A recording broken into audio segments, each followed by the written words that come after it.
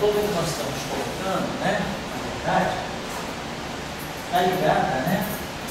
Vou colocar de uma outra maneira.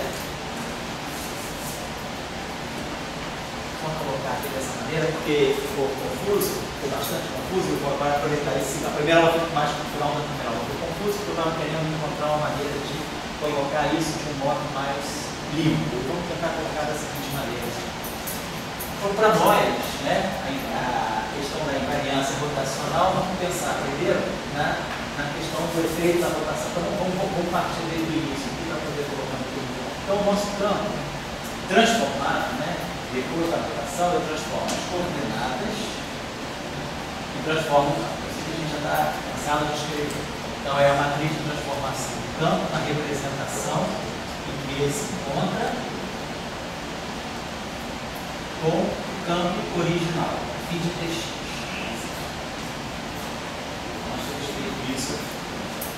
E com essa relação aqui, então, nós estamos definindo o nosso ΔΦ. Então, para nós estamos definindo um ΔΦ local.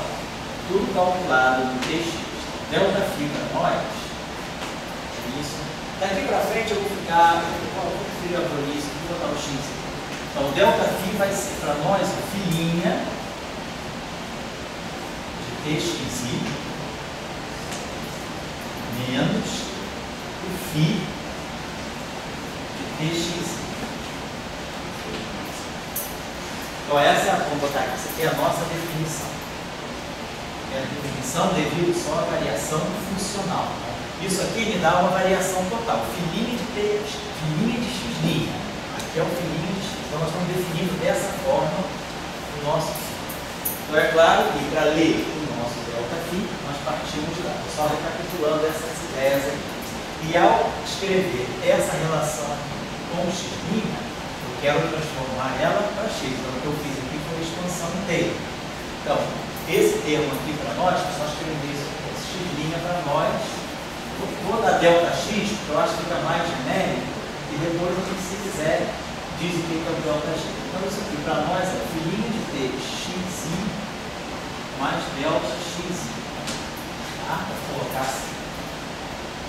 Então, vamos lembrar. Se for uma rotação, então não vamos só lembrar, então não vamos escrever isso aqui, ó, x' aí, que isso aqui pode unificar todas as transformações. X' aí é xi mais um ΔXi, que pode depender de x. Claro que no caso da translação, isso aqui é um vetor constante. Então, quando a gente derivar, vou colocar isso aqui só para a gente derivar x' aí em relação a xj e o ΔJ mais a derivada j do ΔX. Então, claro, se isso aqui for uma translação, ΔX é constante, isso tudo tem. Derivar em relação a x', derivar é a mesma coisa que derivar em relação a x. Está copiando. Vamos pegar a transformação inversa. Então, dx' aí, dxj, se eu pegar dxj, dx' capa, isso aqui é ΔJ capa, menos d capa do ΔXJ. Então, essa matriz aqui é a inversa, estou dizendo dx' aí, dxj, vezes dxj, dx' capa, vou fazer um ponto produto, vai ficar isso vezes isso, dá o delta e j, delta e capa. Esse cara vezes esse cara aqui vai ficar menos o d capa do dxi. E esse cara vezes esse cara aqui vai ficar menos, vai ficar mais o d capa do dxi. Então, esse termo se cancela, esse é o 25 da ordem. Então, de fato, essa matriz aqui vezes essa está dando identidade. Essa matriz aqui é a inversa dessa, como nós tínhamos escrito. Então, eu estou deixando sempre o ΔX, porque esse ΔX pode depender do x. Nós vimos que no caso especial da rotação, esse ΔXi é linear em x. Então, esse termo aqui não é zero. Estava aqui epsilon, né? Vezes o grupo interno. Então, só para lembrar, então, que esses jacobianos aqui são importantes. Eu vou deixar essa transformação aqui aberta. Então, esse termo aqui, nós expandimos, né? Nós fizemos isso aqui. nós escrevemos esse objeto aqui como sendo filinha de Tx mais delta xi di atuando no filinho de Tx. Então é nossa o que nós fizemos. Para poder tirar o delta. Então, quando a gente expandiu esse cara aqui em primeira ordem, nós reproduziu filinha de Tx e desse lado aqui eu tenho φ de Tx. Então, o nosso filinho ficou esse pedaço aqui, o nosso filinho, esse carinha aqui foi esse pedaço que tinha φ de Tx. Então, nós jogamos a identidade daqui, que era o φ de Tx, foi para cá, produziu o delta φ. Esse termo aqui para cá, vamos pegar para nós, então, delta φ sendo definido dessa maneira, nós vimos que o nosso delta φ, então, aqui é a nossa definição, que é o delta φ, então é sempre o nível menos o sem nível. Os argumentos todos locais, tudo no mesmo ponto. Então, essa lei de transformação aqui, simplesmente nós expandimos esse termo para produzir o filinho de Tx. Nós produzimos aqui. Então, esse filinho de Tx aqui, expandimos aqui em primeira ordem a identidade menos o φ de Tx aqui, me deu delta φ. Esse termo aqui me produz o I, J capa, φ de Tx. E aí esse termo aqui passa para cá, menos delta x. Vou carregar o delta x, fica mais rico do que ficar carregando aquele epsilon, teto, todo mundo botar delta x, se não for delta x, que é isso? Isso. Então vai ficar menos delta x, e aí di, expansão em Taylor, do próprio φ, linha. Mas aí, esse ponto a gente sabe, filinha é φ mais delta φ, então ficaria em na segunda ordem. Fica simplesmente isso. Aqui temos. Então, vamos estar trabalhando com essa definição, com essa definição e com esse resultado aqui em função da nossa definição. Nossa definição de filinha, porque tem alguns lugares em que se define o delta, vocês podem encontrar o que se chama variação total. O delta φ, em alguns tratamentos, pode ser feito assim. Claro que os dois resultados vão ser equivalentes. Filinha de Tx' menos φ de Tx. Você vai definir isso aqui como sendo o delta. Tudo no velho, tudo no novo, menos tudo no antigo. Nós não estamos fazendo isso, nós estamos definindo filinha calculada em x. Nós estamos definindo essa variação para nós é a variação só funcional. Não é a variação total. Bom, é por isso que a gente eu estou chamando a atenção. Em alguns livros, alguns tratamentos preferem fazer assim. Então, varia o argumento? Oi? Quando varia tudo, né? É a variação total. Só o argumento. O argumento varia da função. Isso. Pode fazer isso aqui. Você pega f' de x' menos f de x. Então, isso aqui é a variação total. Agora, você tem a variação só funcional. É o f' de x menos o f de x. Tá? Calculando tudo, a função nova no ponto x menos a função antiga no ponto x. Isso é a variação funcional. Quando assim, o x primeiro. F de x' menos f de x. Isso aí você estaria calculando, quer dizer, só a variação devido à mudança de argumento. Você pode fazer isso também. Não tem um nome? Não tem, que eu saiba, não tem nome. Quer dizer, importantes são essas. Ali aqueles outros dias, aqui embaixo. Aonde? Aqui? Quando for a translação. Quando for a translação, esse termo aqui é o termo. Quando tem translação, não tem esse termo aqui. Quando for a translação, simplesmente é o termo que nós temos. Filinha de x' menos, quer dizer, filinha de x' é. O delta x' e o delta de mudança. Isso aqui é uma translação do campo. Então nós temos x. Agora, quem é o x'? Se é uma translação, o delta x é uma constante. Então esse termo aqui fica menos epsilon i. Variação sobre uma translação é isso. Esse termo aqui não tem, esse termo aqui é tipo de rotação. Então, o que caracteriza a translação, nós temos visto, é isso aqui, ó. Como se isso aqui fosse a matriz de identidade, não tem aquela exponencial. Isso aqui é a translação. Aí você quer definir o teu delta φ como sendo φ' menos φ, tudo em x.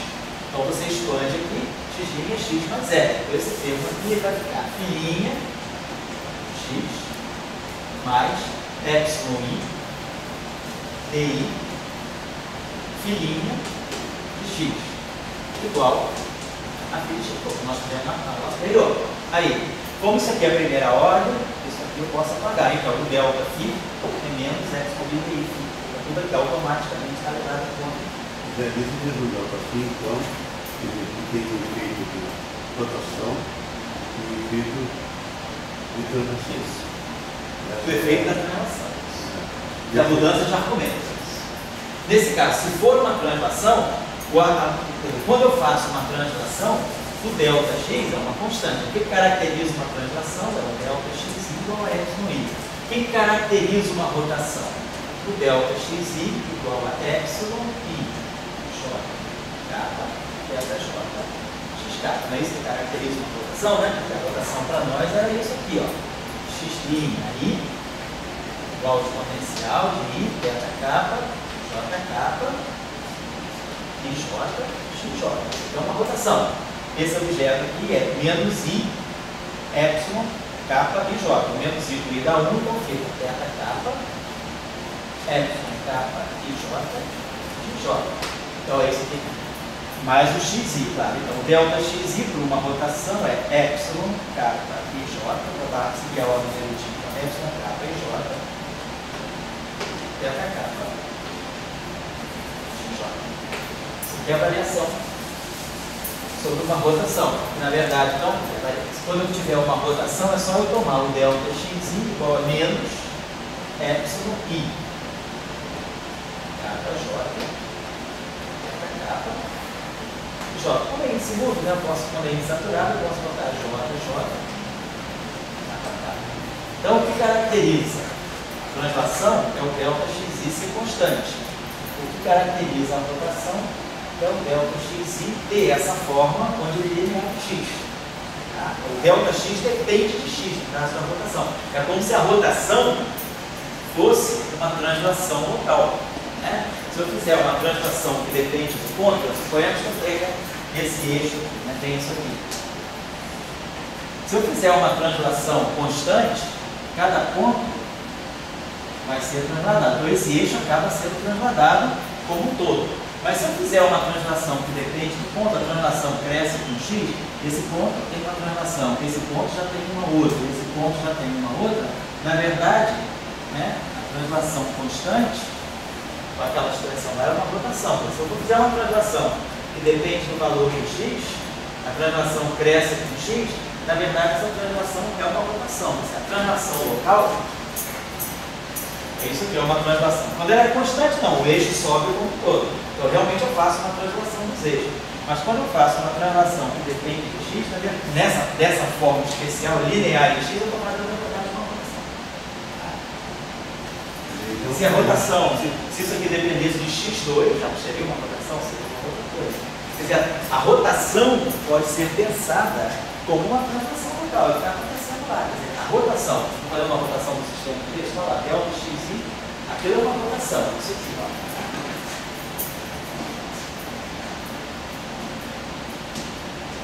Pega uma matriz de E só 3, atua em x. Isso aqui é exponencial de delta kappa, j kappa, elemento de j, x j. Isso aqui é uma rotação.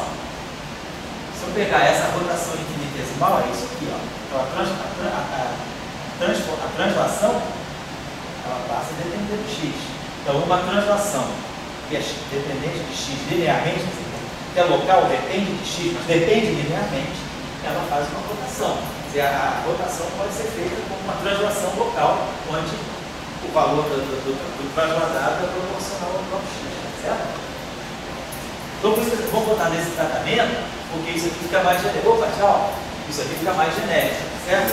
Ali não fez uma transformação funcional na última, né? Só a variação funcional. Uma parte da outra coisa. Aqui a parte do spin está aqui, e aqui a parte da translação, mas a translação local. É esse delta x. Isso aqui caracteriza uma rotação. Dois termos como fazendo rotação. Isso. Os dois termos são a rotação. Uma é a rotação vista no espaço das coordenadas. Isso aqui é a rotação vista no espaço das coordenadas. Isso aqui é a rotação vista no espaço dos campos. A rotação, quer dizer, o gerador atuando no campo, e aqui é o gerador atuando na coordenada. E esse ΔX está trazendo o efeito do gerador. Ele está trazendo o parâmetro θ. O parâmetro θ está aqui dentro do ΔX. Então, esse é a rotação feita no espaço de coordenadas, certo?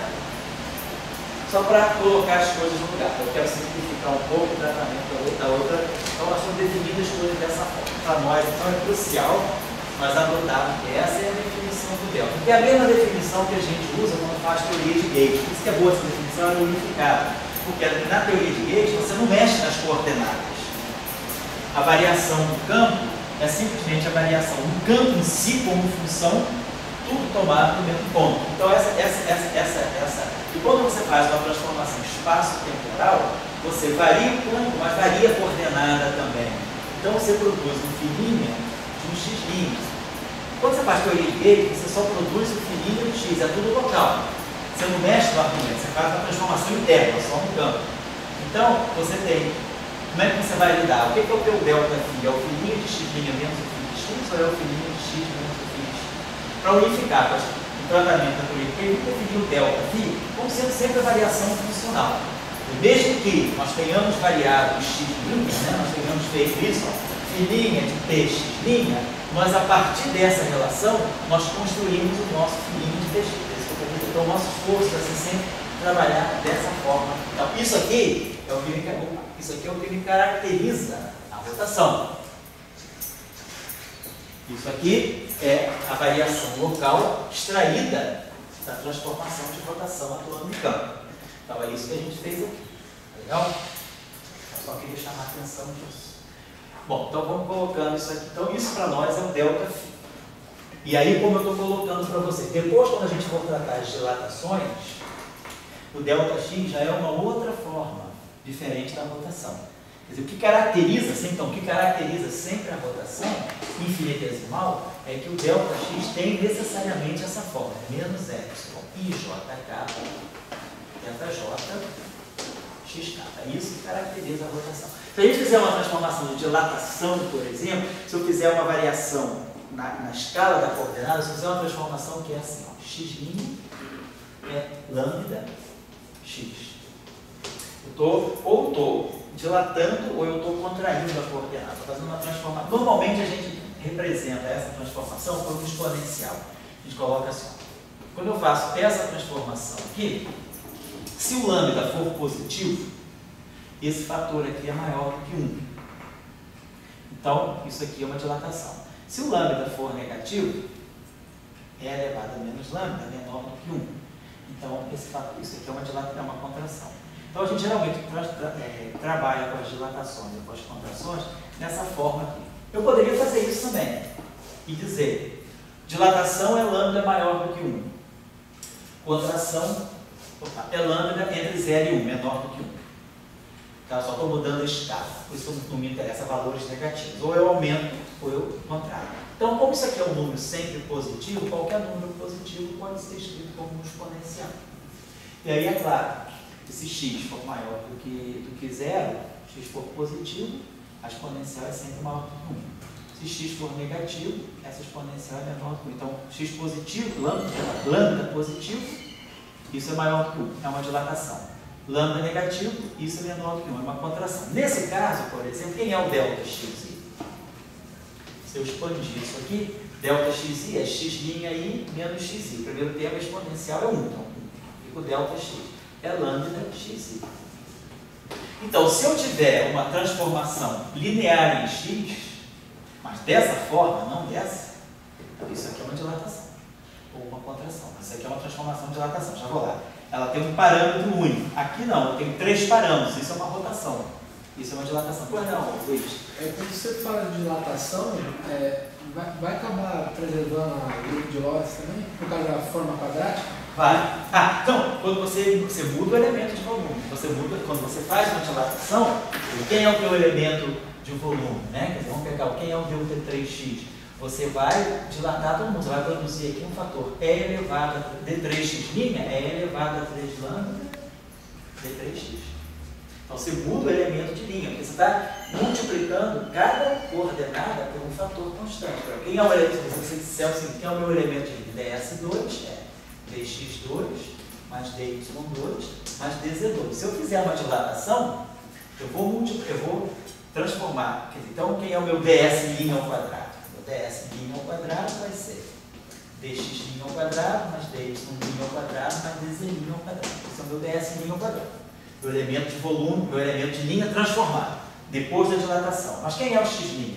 É elevado a lambda, x. Então vai produzir um E elevado a 2 lambda aqui, um E elevado a 2 lambda aqui, outro aqui. Vai dar E elevado a 2 lambda, dx2 mais dy2 mais dz2.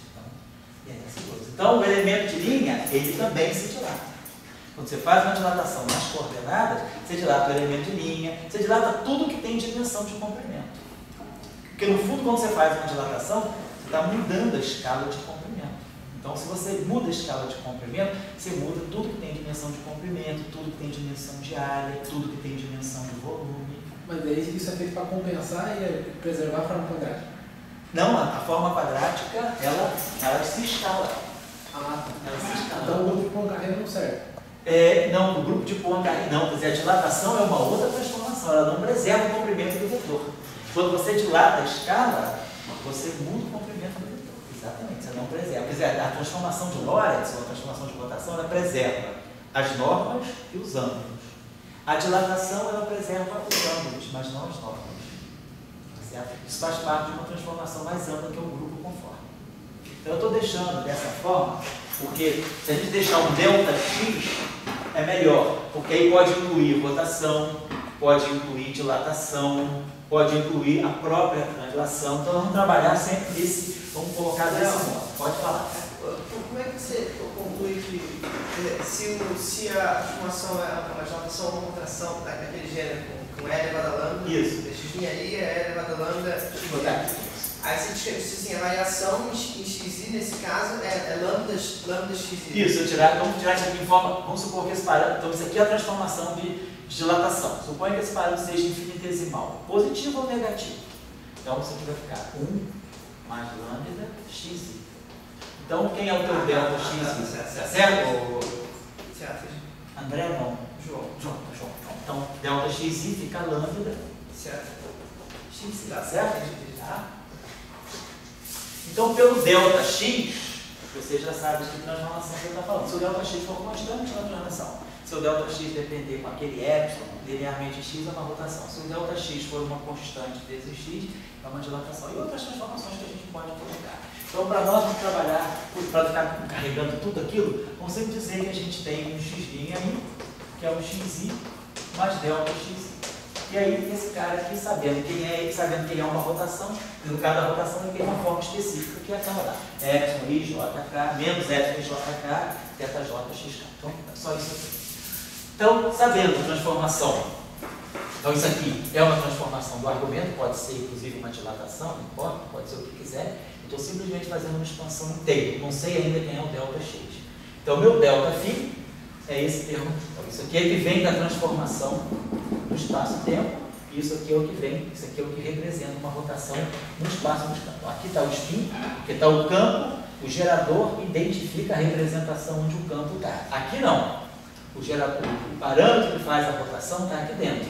Está dentro do delta x, não atuando no φ. Então, beleza. Então, isso é o meu delta φ. Perfeito. Se eu fizer a mesma coisa por dt e φ', então, quem é? Vamos colocar aqui, então, para ver. Os dois estão sentindo Deixa eu apagar isso θ. aqui. Então. Olha. Os dois termos estão sentindo θ. Todos os dois termos estão sentindo θ. Só que esse termo aqui, ele sente o θ diretamente em cima do campo. E esse termo aqui, o θ está dentro do x. Quem está sentindo θ é o x que está aqui dentro, né? Quando você escreve o teu delta xi. Ele rodou duas coisas, o campo e o x. Isso. Você rodou o campo x, exatamente. Quer dizer, você rodou o x e o campo sentiu. Então, essa aqui é a rotação do x. O θ está em cima do x. E aqui é a rotação do campo. Aqui não tem x nenhum. Quer dizer, a rotação, o θ está atuando diretamente em cima do gerador que está atuando no campo. Então, aí Ali no segundo se rodou o X. Aqui eu rodei o X. Que é a rotação. Que é a rotação. Que a rotação está no espaço de coordenadas. E no primeiro, daí o campo sentiu aquela rotação do X. No espaço do campo, exatamente. A rotação foi no espaço do campo e aqui a rotação foi no espaço das coordenadas.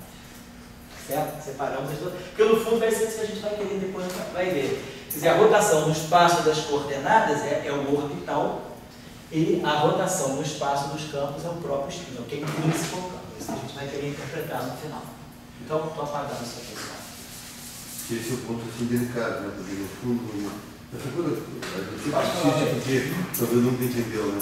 É que o spin está sempre junto com o campo, não existe campo sem spin, né? Isso, não existe campo. O spin pode ser zero, mas é zero. Não existe. É zero, mas zero é um valor. É um campo escalar. Quer dizer, não tem campo sem spin. Porque quando a gente está lá na física 1, que a gente define a grandeza dos escalares, vetoriais, não sei o quê. No fundo, você está já pensando no spin. O que é o campo escalar? Você está dizendo que cada campo tem que ter um comportamento muito preciso sobre a rotação. Cada campo reage de uma maneira bem definida quando eu faço uma rotação no espaço das coordenadas. Então, é o escalar, é o vetor, é o spinor, é o tensor. Então, o campo ele tem um padrão de comportamento quando você roda as coordenadas. Quer dizer, esse padrão de comportamento é o que é o spin do campo.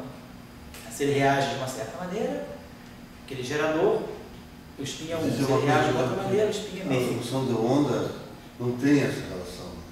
A função em Schrödinger? Na mecânica quântica. Tem. É porque, em geral, quando você escreve a equação de Schrödinger, menos h por quadrado, h 2 mais p, psi igual a e psi, esse psi é um escalar de rotação.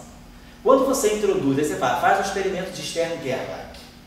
Aí você diz que o elétron tem spin meio. Quando você atribui ao elétron a função de onda do elétron já um caráter de duas componentes, psi 1 e psi 2, agora você já está dizendo que a função de onda do teu elétron não é mais um escalar, não é simplesmente um psi de tx.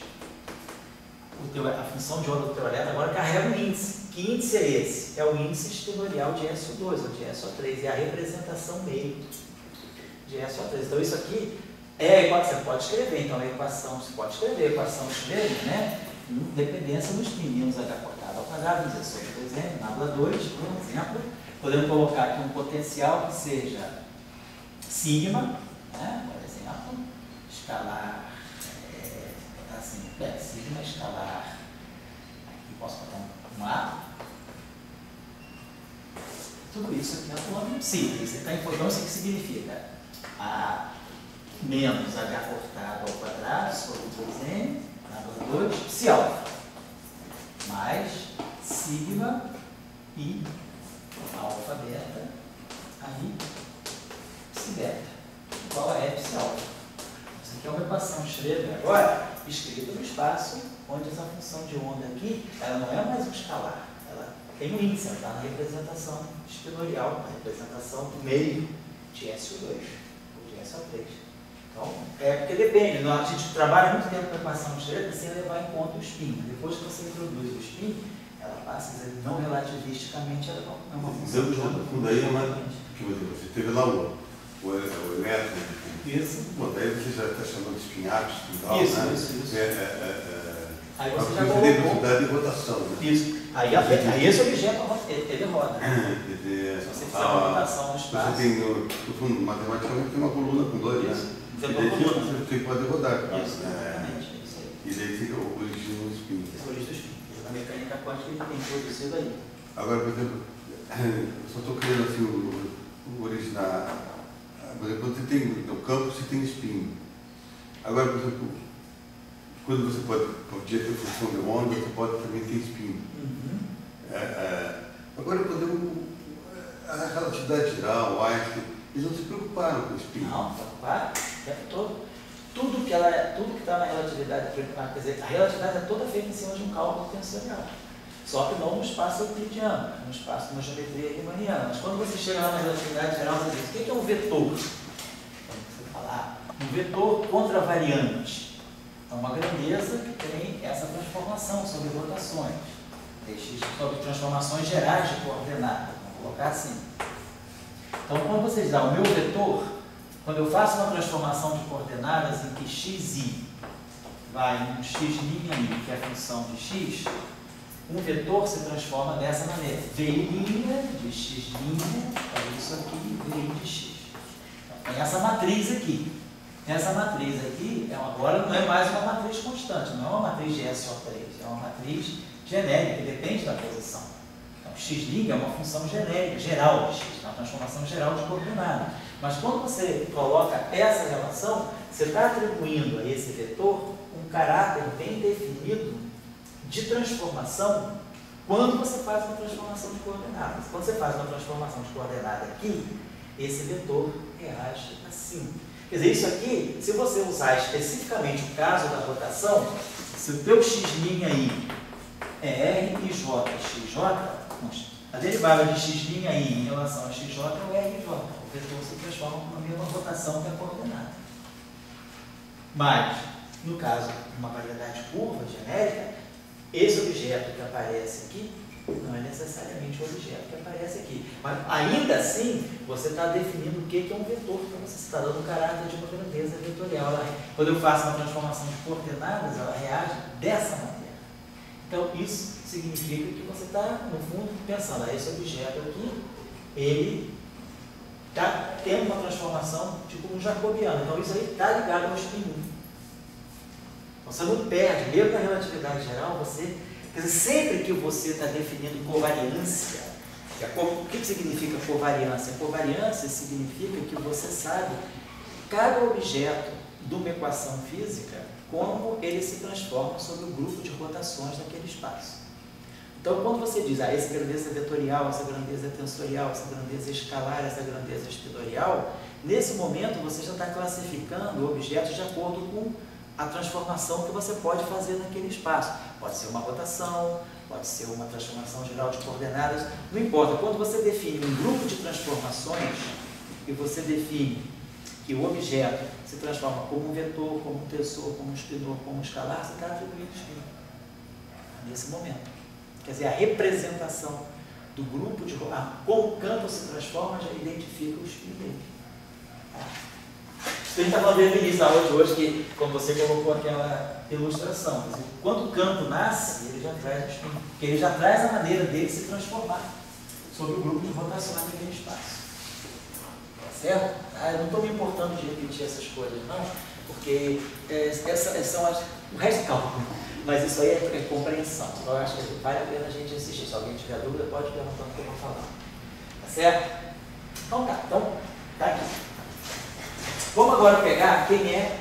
Quer dizer, então eu vi que o meu filhinho, né, de x', né, eu estou escrevendo, então tá aqui. Extraímos aqui um delta φ. Beleza. Então nós estamos dizendo o seguinte, então para nós, só para retomar aqui, o nosso campo φ, né? Então vamos colocar essa filhinha de tx. Então estou pegando agora a transformação mesmo funcional. Filhinha de tx, o φ de tx, então, mais o delta φ, que é aquele que nós temos ali.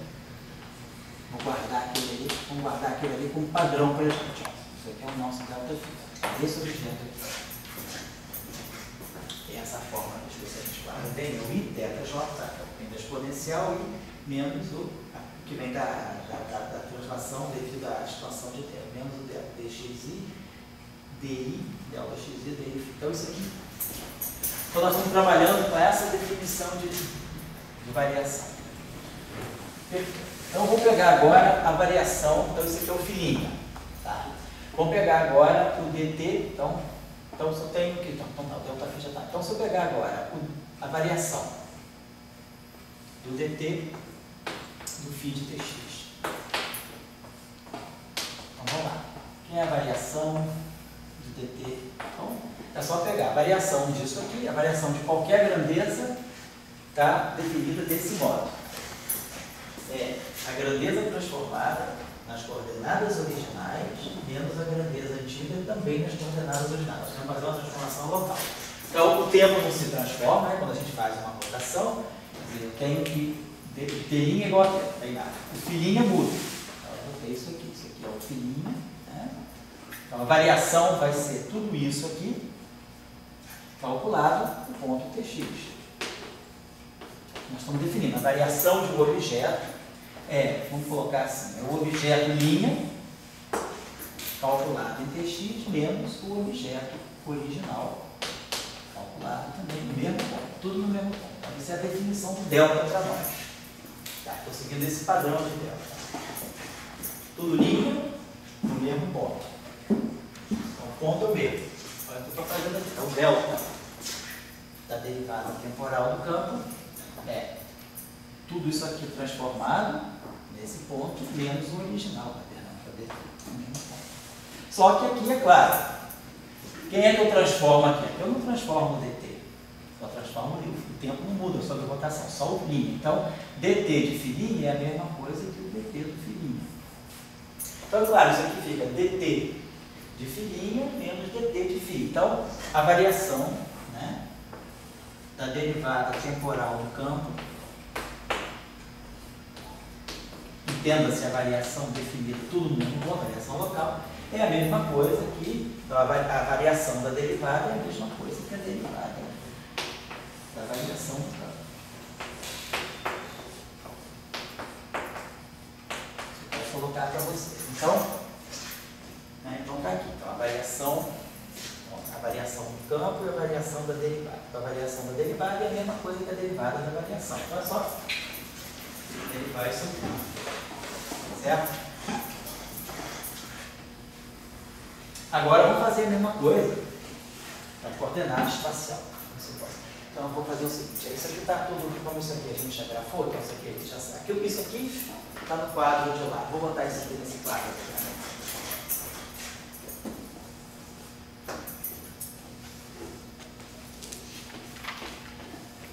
A variação da derivada temporal do campo é a derivada temporal da variação do campo.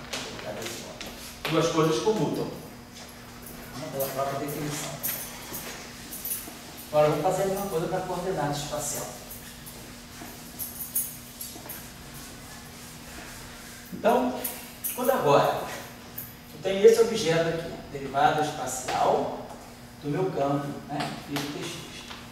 Então, o que vai ser para nós a derivada? O que vai ser para nós a variação? A variação da derivada do campo. A derivada do campo é uma outra função, né? A variação da derivada do campo, vou colocar assim.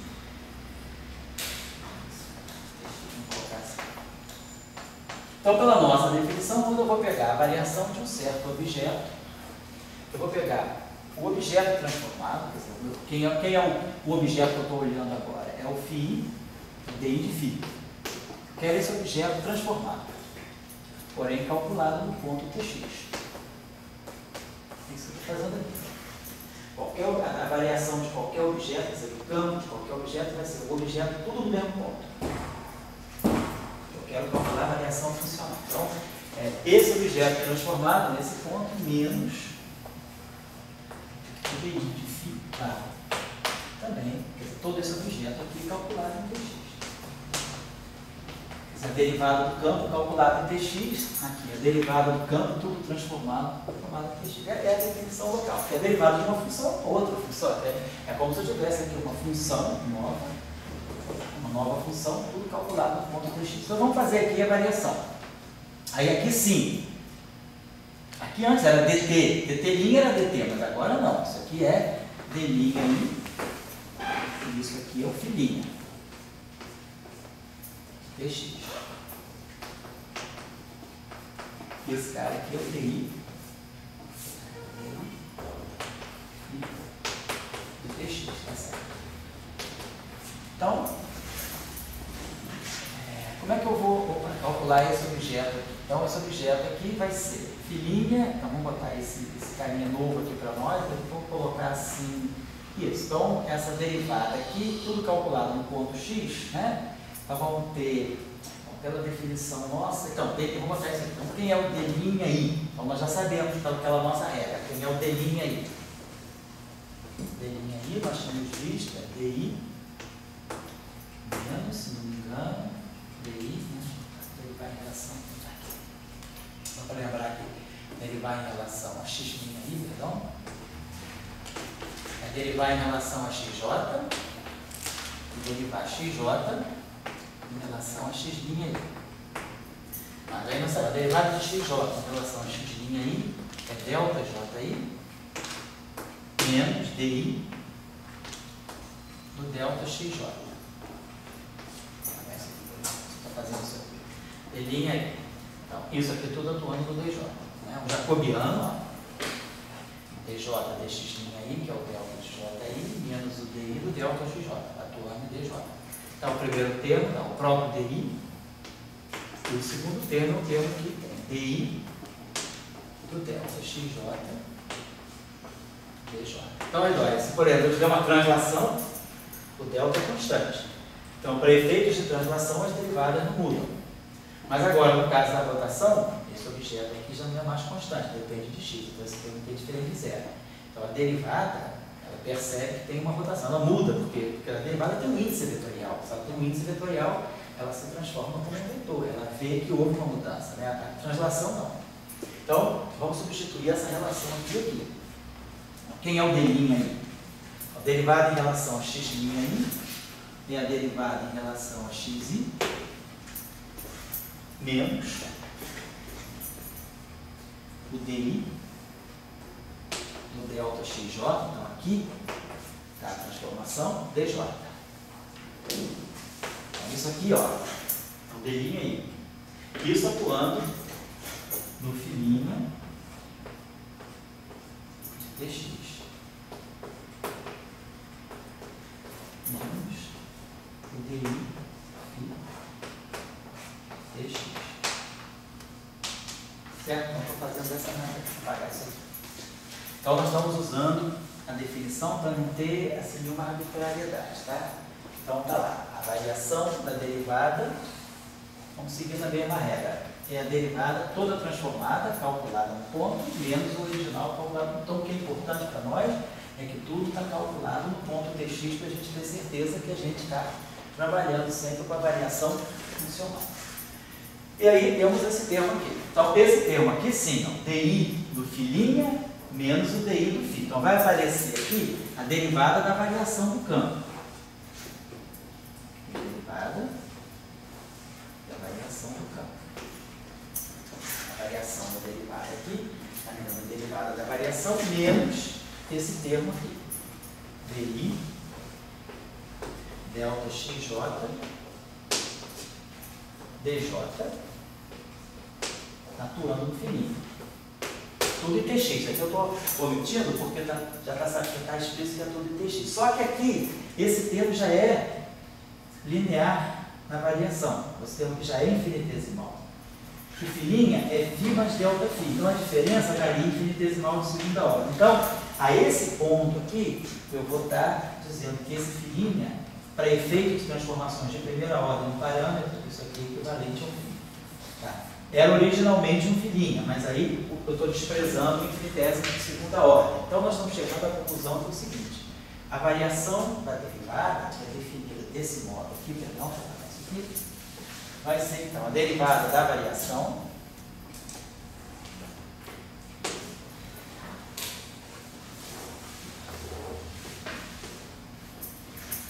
e temos um termo novinho aqui que vai ser menos di ΔXJ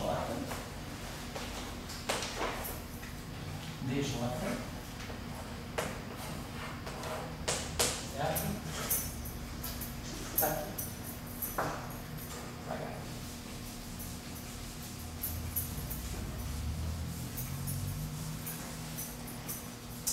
Então, com isso aqui a gente fechou o que a gente precisa. Então, o nosso lagrangiano depende de φ da derivada temporal e da derivada espacial.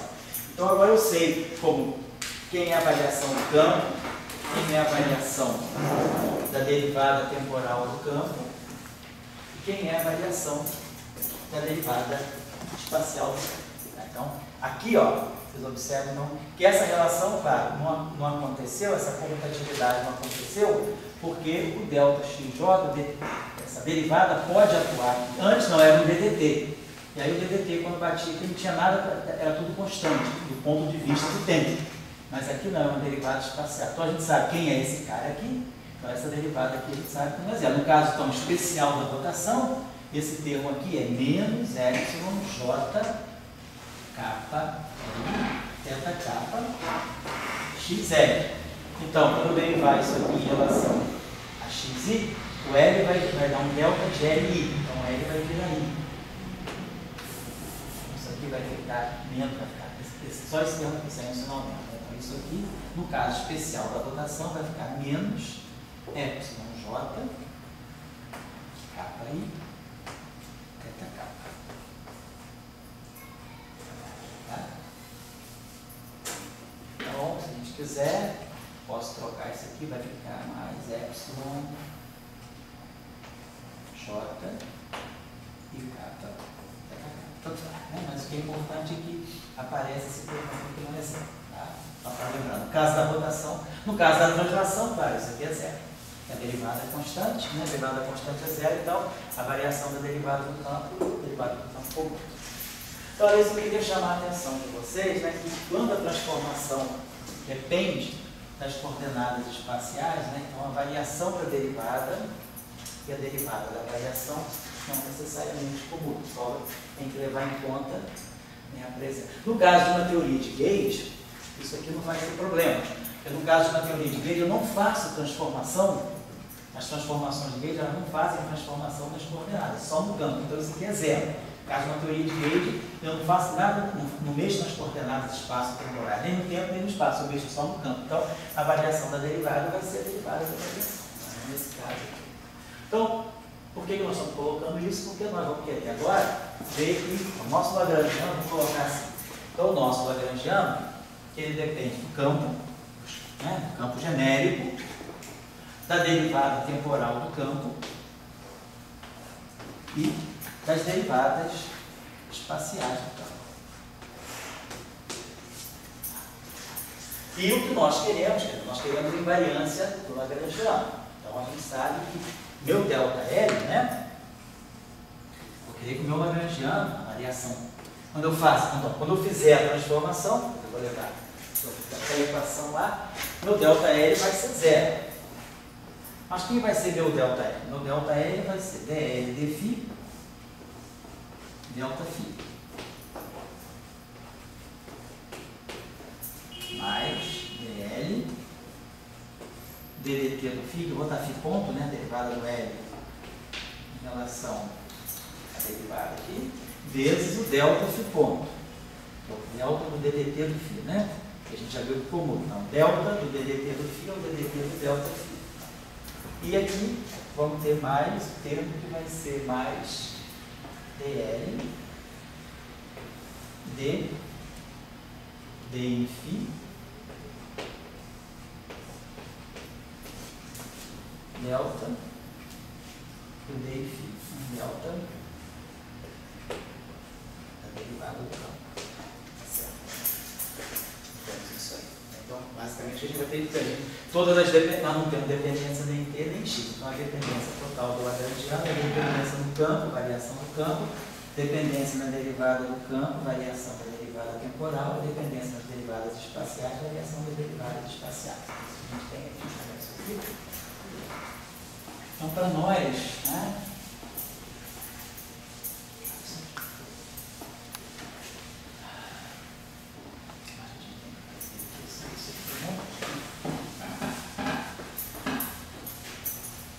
ali quando nós fizemos, isso aqui, foi só, não tinha mais nada para colocar isso, então a derivada está sendo, a derivada da variação está sendo.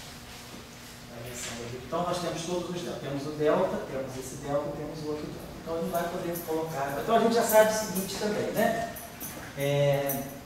Nós sabemos que esse termo aqui, pelas equações de Euler-Lagrange, nós tínhamos lá ddt, né? ddt do dl dφ ponto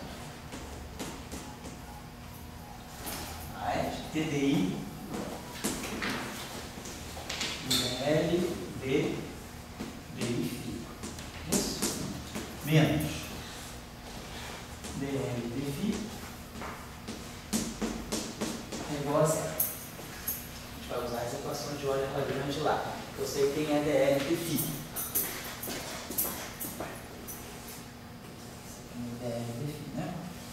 Então vai ser interessante a gente usar isso aqui, porque a gente vai poder trazer as derivadas dos campos, né, do Lagrangiano em relação às derivadas dos campos para essa equação. Então, se a gente substituir esse termo aqui, então fica assim. A informação das equações de Euler-Lagrange. Então, a gente vai colocando esse termo aqui. Então, só aqui lembrando aqui que esse termo aqui tem duas contribuições. Né? Esse termo aqui, o delta do DI φ, é o DI do delta φ, aqui, menos DI do delta XJ, e aqui DJ. Então, estou colocando substituindo essa relação aqui. Certo? O que mais que a gente tem, né? Que a gente vai poder juntar esses termos aí, certo? Acho que só isso basicamente que a gente vai colocar. Eu vou precisar colocar, você vai precisar colocar a dependência explícita de delta φ. Eu posso apagar isso aqui. Vou colocar assim. Não sei se eu estou lembrando, a gente está lembrando bem como é que é delta φ, e até J tem. Então, colocando essa expressão aqui lá, vamos ter zero aqui, então vamos ter. Quando a gente coloca tudo igual a zero. Então vamos ter esse termo aqui, ó. Esse termo aqui vai ter ddt de dl df ponto delta φ. Vai ser a medida aqui. Primeiro, quando eu substituir isso aqui, nós vamos produzir ddt do dl df ponto delta φ. Mas aqui, esse objeto aqui, a variação do delta φ ponto, a variação do ddt do φ, é o ddt da variação do φ. Então, esse termo aqui, derivada, ddt do dl df ponto delta φ, mais dl df ponto ddt do delta φ, vão se juntar num termo só. Vai dar para nós ddt do dl df ponto delta φ. Então, que sai desse termo aqui, junto com esse termo aqui. Claro, quando eu multiplico, isso aqui com delta φ. Tá? Aqui tem uma derivada de dl df ponto vezes delta φ, mais dl df ponto vezes a derivada temporal do delta φ. Esses dois termos aqui se juntam. Esse termo aqui tem uma derivada disso aqui. E esse primeiro termo aqui, ó, quando se juntar com esse, então a gente vai ter, ó, esse termo aqui vai ter di de dl dfi delta φ, mais dl dfi di de delta φ. Esses dois termos aqui vão se juntar nesse termo aqui, mais o di dl dfi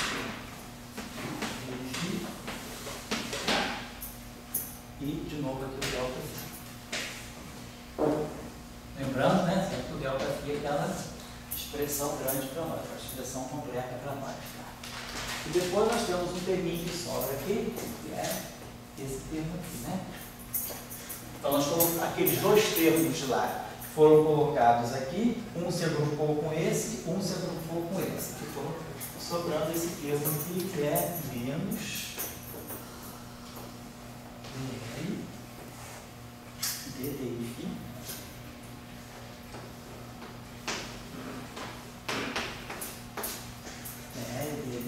di de delta xi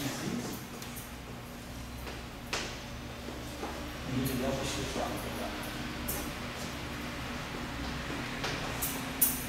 dj φ.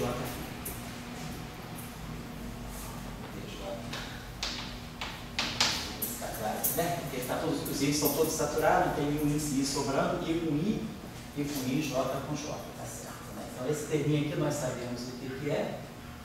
Esse termo aqui traz o epsilon, né? Tá certo. Então, vamos colocar aqui o que a gente vamos escrever esse termo aqui da seguinte maneira. Então, esse termo aqui para nós tem que ter uma forma bem clara.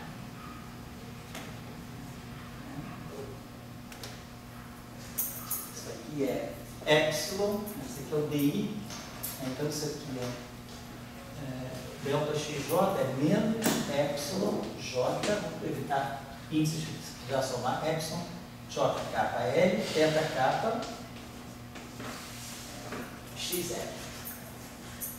Certo, né?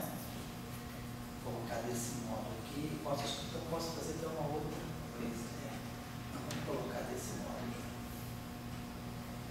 Mais vantagem, você pode agrupar. Temos esse termo aqui, vamos colocar isso aqui assim. Agora, quando eu derivar isso aqui em relação a xi, o L vira I. Então aqui ficou para nós menos epsilon j kappa teta kappa. Então agora se eu usei o fato de que isso aqui é uma rotação.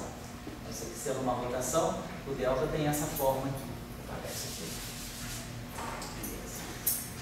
Então nós temos aqui essa derivada j que eu ando aqui, nesse termo todo, então esse termo aqui desapareceu. Então a gente está vendo que no delta x, só para lembrar aqui, lembrar que do delta φ, para nós, o que ele era? O nosso delta φ, ele é, né? I, teta kappa, j kappa, φ. E aí tinha o termo que era menos, quem copiou pode me dizer, ele era menos delta, se eu me lembro bem, né? Ele era menos delta x kappa, b kappa, φ. Isso, vamos botar dj, φ. Menos delta xj, dj, φ. Certo? Isso era o nosso delta φ, sobre rotações. Só para lembrar e colocar esse termo aqui. Tá? Então, esse primeiro, tanto faz. Quer dizer, esse termo aqui vai estar presente aqui e aqui. Tá? Só estou querendo colocar ele aqui para a gente perceber uma coisinha. Se tem alguma relação desse termo aqui com esse aqui. Quando a gente colocar esse termo aqui, bom, aqui, vamos colocar quem é o nosso delta xj. Delta xj é menos epsilon j kappa L teta kappa xl. Então, deixa eu apagar isso aqui, vai ficar mais epsilon j kappa L teta kappa xl.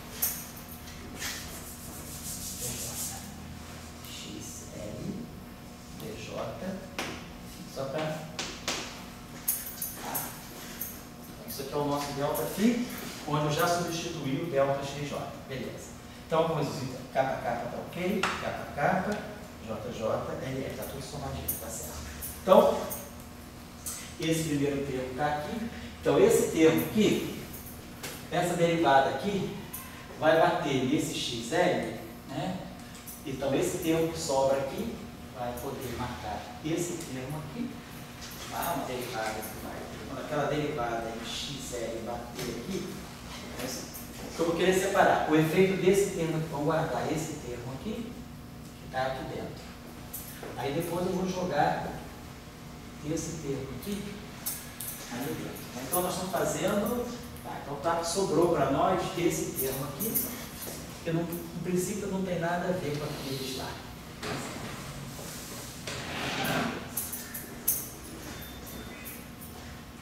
Só quero ver se esse termo, o que a gente pode fazer com esse termo e com aquele. Esse termo aqui vai produzir, quer dizer, quando essa derivada xi bater aqui, ela vai poder tocar aqui e vai poder tocar aqui, vai bater aqui no DI do DJ. Ela vai poder produzir dois termos aqui.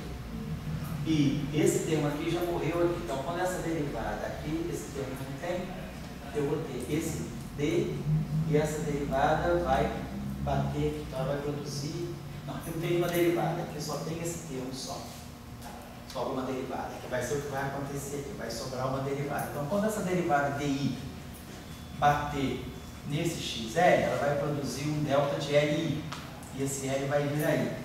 Vai ficar epsilon j kappa I, teta kappa, dj. Então, esse termo aqui, tá aqui, né? Agora, só que esse sinal aqui é menos.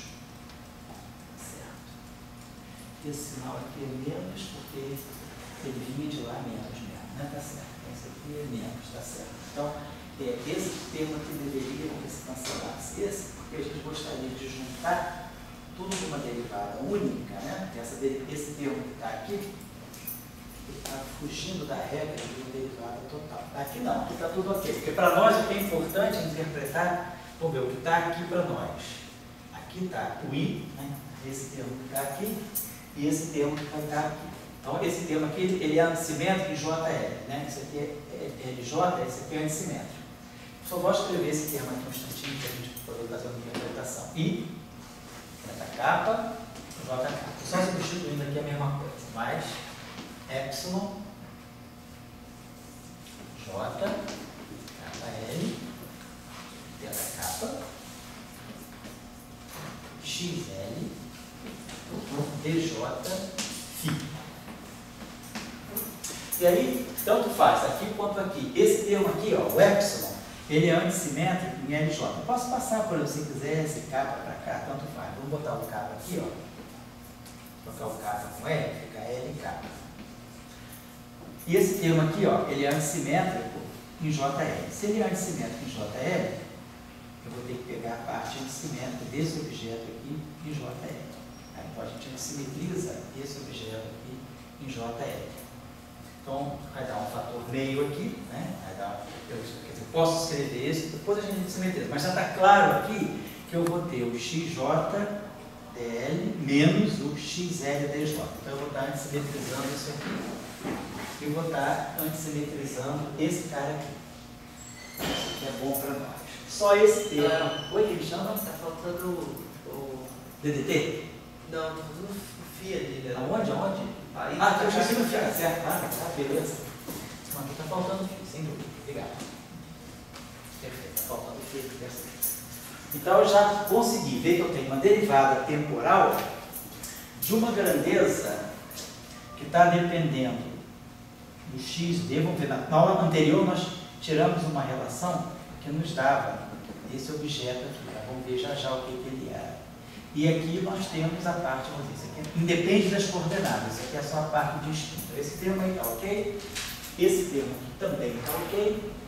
Então, é só está sobrando esse termo aqui, porque quando essa derivada, né, atuou aqui, aquele DI, o delta XJ, esse termo aqui eu não estou conseguindo escrever, quer dizer, não consigo, se eu escrever esse termo aqui, posso botar uma derivada DJ aqui fora, eu boto um DJ, eu posso botar um DJ disso tudo, tá?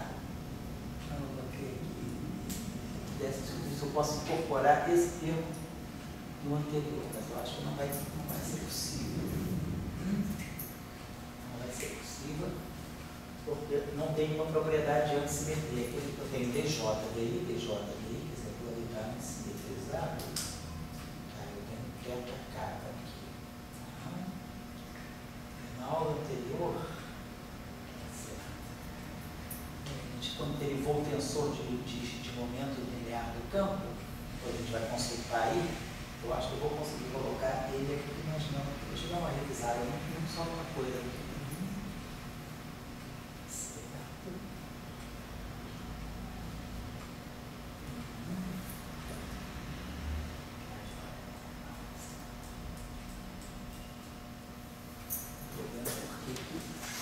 Lá de cima, a única coisa que a gente pode definir, para nós a variação da derivada do campo é tudo transformado em um ponto menos o outro, tudo transformado, tá certo?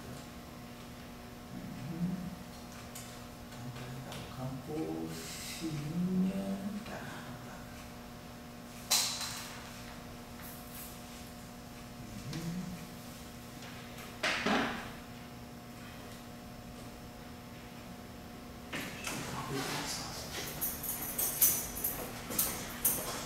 Nós tínhamos feito essa operação aqui, né? Fininho, tudo linha, calculado em TX, menos tudo original, tá certo? Calculado em TX, tá certo? Então, aqui, tá certo, o que nós usamos? Isso aqui era DI menos DJ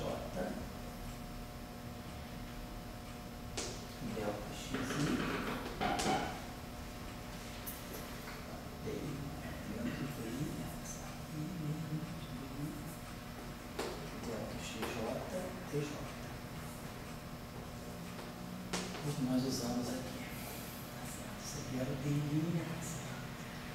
O filha, tá certo? Era o filho. Aqui, ó.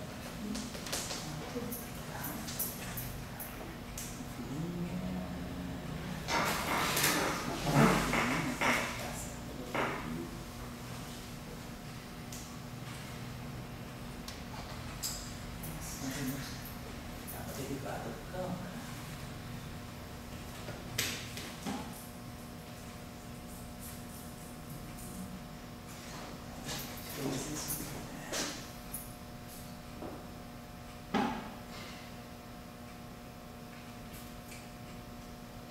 Porque basicamente o que nós tínhamos feito foi isso. A gente, quando fez a nossa definição da variação da derivada, a gente definiu assim, perfeito. E aí nós aplicamos a regra da cadeia, quer dizer, fizemos aqui a variação, a regra da cadeia, variamos a derivada. Isso, e o nosso filhinha. Nós tínhamos tá certo, e o nosso filhinha, tá certo. Ele calculou filhinha, calculado em dx.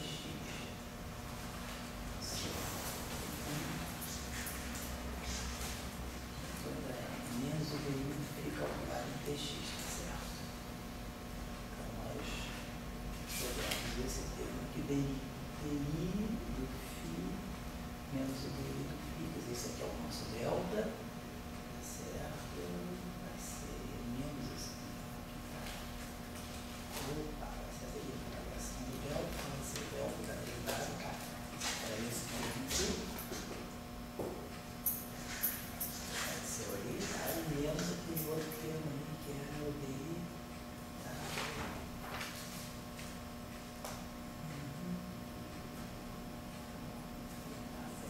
Então esse termo aqui, nós estamos definindo a derivada tudo no mesmo ponto.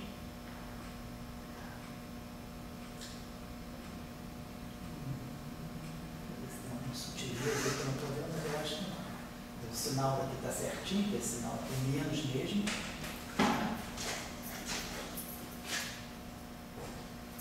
E esse sinal aqui é menos também. Isso aqui é epsilon j, menos epsilon j, tá certo? Teta k, pode dizer, é um sinal que é menos, esse aqui também é menos. Então, aparentemente está tudo no lugar, só que essa derivadinha, esse termo não deveria estar sobrando, ele deveria estar incorporado ali dentro. Para isso, eu precisava que fosse menos. Deixa eu ver se a gente não fizer o seu